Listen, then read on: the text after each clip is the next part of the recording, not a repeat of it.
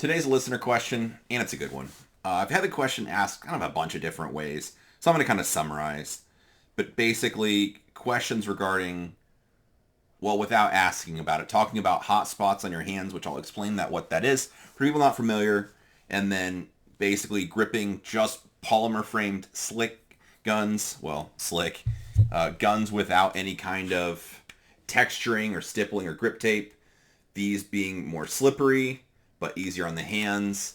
But then also enjoying the guns with silicon carbide or grip tape or sharper grips, grip your hand, to help your hands keep in contact with the gun or give you traction because those wear out your hands a little bit faster or you get more issues. Let's see. So basically, and then it depends on calluses being built up on your hands or kind of thicker skin. Any advice? I hate it when there's no traction, but sometimes, too much traction's too much. So anyway, let's talk through kind of a bunch of different spots. First off, let me define what hot spots are. To me, well, the way I would use the term. If you train or shoot a bunch, there's going to be spots that it'll be different based on the pistol, in my experience, that you'll end up with sore points on your hands. Either it calluses up and you end up with just kind of like on my trigger finger, I've got it's kind of like a leather pad, sort of. It's like kind of a permanently raised spot on the top of my index finger, and it's just kind of like I said, like a leather, like a pad, I suppose, where the skin's like hardened or calloused. Sometimes people get spots, like I don't know, I've got like permanent Glock knuckle, I guess, where my knuckles like actually deformed with, again, like calluses and stuff like that. So that stuff is calloused up or kind of, I'm not a doctor, help your body protect itself. And like in that way, like my thumb is actually changed, like the way it's shaped. And it's like a permanent raised like bump and extra like pad there. But it helps protect me from getting ripped open or getting cut just on the gun or rubbing a spot raw in my hand where I start bleeding. So when you shoot a gun regularly, you are going to have, in my opinion, with every gun, some amount of this happening. The thing is, you don't want to get to the point where it just keeps ripping your hands open and you can't train. Well, I just did a couple of videos where I had this gun, so I'll talk about my stock too. This gun, back in the day, these would really tear up the like where the first joint is on especially my middle finger and ring finger. It would, and even till today, like I have calluses always kind of built up there, but it would get to the point where it would kind of pull skin out of the way or rip open, and I would start bleeding at some point. So I used electrical tape or athletic tape or whatever you have on hand. Athletic tape would be probably advised, and wrapped it around those fingers to give me extra padding.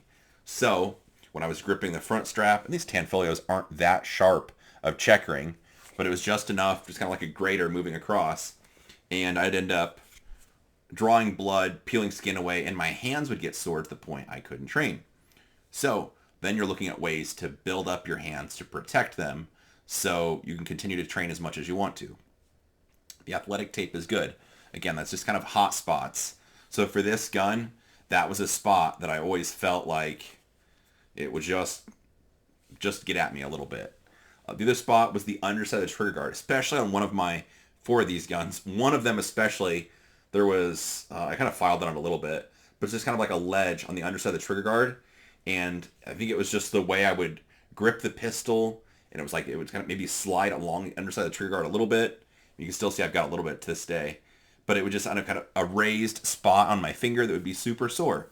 So I'd be like, oh, that's another spot. I need to be putting some kind of tape or just being attentive to it because I don't want to have my hands ripped open or cut. Fast forward, silicon carbide. When I picked what grit, so sorry, I should have looked this up. I think it's 46 something. It's the same level as a skateboard tape, is what I asked my friend John for. Because I tried the 36 grit, which I think John has a gun with 36. I think my friend Lane has a gun with 36. But using that, the little, like the granulars or the little chunks of grit, they were so big, I could just grip the gun and tell, like, this is too much. It's going to rip me open. I don't want this. So instead, I wanted specifically a gun, the grips, to be a skateboard tape type feel. Otherwise, the Talon grip tapes offer the same thing. So something along that. But like this pistol specifically, after doing the silicone carbide, let it sit for a little bit, brush off the loose stuff, just training with it, there was a couple spots on this grip where it's just one little granular or a few little pieces of that carbide that were a little bit higher, a little bit lower, whatever. And I remember on like one spot, my firing hand, it'd be like somewhere in here, I just had a little red drop of blood. It was just like there was just a couple granulars stacked the right way in just the right spot, and it just happened to draw blood. So all I did was just take a file. I kind of like, all right, it's right there. Let me put it around the gun. Like, all right, it's right there. And then just take a file. Like, oh, I can still see the spot even. But then I just hit that little area with the file and just knocked down, again, the little granules and just made it a little bit smooth. Kind of brush it off and then, make sure my hand's okay. Then I just do it again, gripping the gun, put my support hand on it. Like, where else? Normally on these pistols, along the top edge here, on both sides, there's another spot where I just feel like the top part, the webbing of my hand, where it would hit, it'd just be a little bit sharp. So like, yep, that's going to get filed also. And that's for this specific pistol. The lock grips I really like. They have one that's, I think it's bogeys. It looks kind of like a golf ball in the way the little dimples, the way it's finished. But for those, bro, real talk. Gripping the gun, having the fingertips on that panel, like right on those little bogeys, those little golf ball like type shaped panels, then having my support hand grip hard to smash those fingers into that texturing, it sucks. It's not for me, and I'm probably just too wimpy. So all I do then is just like, yep, those little tabs, like if I've got a gun with bogeys on it, those little like tabs there, that's just going to get dremeled down or hit gently with a file just to take off the edges because I don't want to get chewed up by them. This gun, this is lock grips also. These are just the full checker ones. For this gun, I thought the bogeys were a little bit sharp, and so that's why this gun has full checker grips on it from lock. These are palm swells. And for these, I liked it because I had some checkering on the front strap and the back strap of the gun that was doing enough to tear up my hands. The grips, the lock grips itself were checkered, so I still got good traction. With any of these, like you can tell I haven't shot these guns for a while, they're going to fill in with dead skin.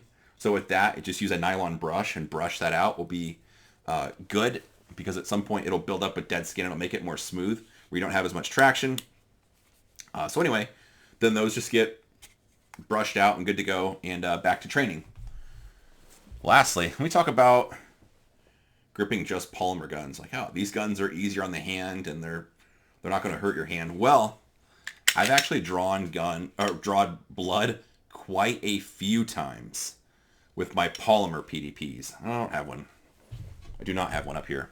What happened was just a slick gun. So just plain polymer PDP, no grip, traction, anything like that. And the first year I had those, I was kind of still learning the gun and shooting. I took a number of classes that were during the summer and it was crazy hot out. Well, the problem was my hands would get slippery even if I'd use like a towel and put pro grip on. There was just only so much I could do. And the texture on the PDP, it's kind of like the Glock. I mean, it tries, but it's just not the same level. It's like this skateboard tape type of finish. And so the guns would still be a little bit slick. And on the PDPs, I'd put a grip enhancer directly on the frame, trying to just like give me more chalk, more to hang on to. I'd have my hands all chalked up and I could still feel like if I, grip the gun hard, I'd still feel like the gun was kind of like moving around inside my hands a little bit. So the way I made that go away was just grip harder. Just increase the force and clamp down so hard that that gun cannot move inside my hands. The irritating part with that was I would, like, pretty routinely, I was pulling skin off the back of my firing hand, especially, it was my middle finger. I just pull the skin right off here. So it'd be exposed, then putting pro grip on it, as I'm sure you can imagine. That's like alcohol-based stuff. it would sting a little bit having like alcohol basically put right in an open wound, which wasn't super awesome. And then I would just continue to grip hard because that was what gave me the results I wanted, where I didn't feel like the gun was slipping around in my hand. So normally I like having something of a grip texture. I've actually got talons on the way for this gun, but hopefully be here for the next couple days. Just because, like, I can shoot the gun slick if I want to, but I prefer just to have a little bit of texturing on them, like the Talon grip tape stuff is good. I even see a lot of people that use guns for work anymore using that Talon grip tape, just because it's not permanent. If you don't like it, take it off, or fills up with dead skin, put another one on. But it's just good at giving you a little bit more traction on the gun. Otherwise, with Slicks guns, I've done just as much damage to my hands because of using extra pressure to hold it in place. So, it's kind of 3 different styles of guns and things I've done. Just again, talking through the hot spots, it'll be just when you practice or train, there'll be a handful of little spots on your hands here, there, where whatever reason, some control doesn't hit quite right. For me, it's always been, if you, like, you can even just, well, the camera will pick it up, but like my middle finger and ring finger of my firing hand, it's like it's calloused up, almost like little leather pads kind of on it, just from like having that in contact with the frame so much and getting smashed into the frame that it's kind of like built up and get used to it. But that takes a bit of practice and training and that kind of stuff. So in the meantime, when you're training and your hands are getting sore or you feel a hot spot where like a thumb safety or a beaver tail or like a grip safety part or grip panel, whatever, something's like hitting your hand or rubbing it raw a little bit, my first gut reaction is just hit it with a file and knock the edge off or smooth it down if you need to. And then in addition to that, just use something like athletic tape to protect your hands a little bit. With, well, if you shoot a lot, like if I'm shooting 2,000 rounds a day for multiple days in a row, yeah, your hands are going to get kind of tore up. So it makes sense to just like tape them up. With normal, like 15-minute a day dry fire practice, range maybe once a week, once every other week. I think like after a while you kind of get to the point where your hands just get built up and it doesn't like chew you up so badly. But if you have a spot where it's getting worn or hurt, you should absolutely use tape. Another thing, if you have one of the metal gun that's sharp, using the athletic tape and just wrapping it around the frame to cover up the checkering, if you have a gun that's sharp, especially the 2011s, I think that's a really good idea. It just protects your hands, especially if your hands are getting chewed up, because you want to be able to train often, and if your hands are sore or chewed up, then you got to take a break from training because that's not super productive. So anyway, that's my thoughts on kind of hot spots and making the gun fit your hands and trying not to have the gun tear you up. Hopefully that gives you something to think about. If you have questions, which I assume you will, feel free to drop in the comments. I'll answer them as best I can. Sometimes if it's easy, I'll just reply with a sentence or two. If it's a longer question or more complicated or detailed, like this one, I just screen cap it or put it in my my notes that I keep, and then I'll go through and answer the questions when I sit down to make videos. So appreciate you watching, and have a good day.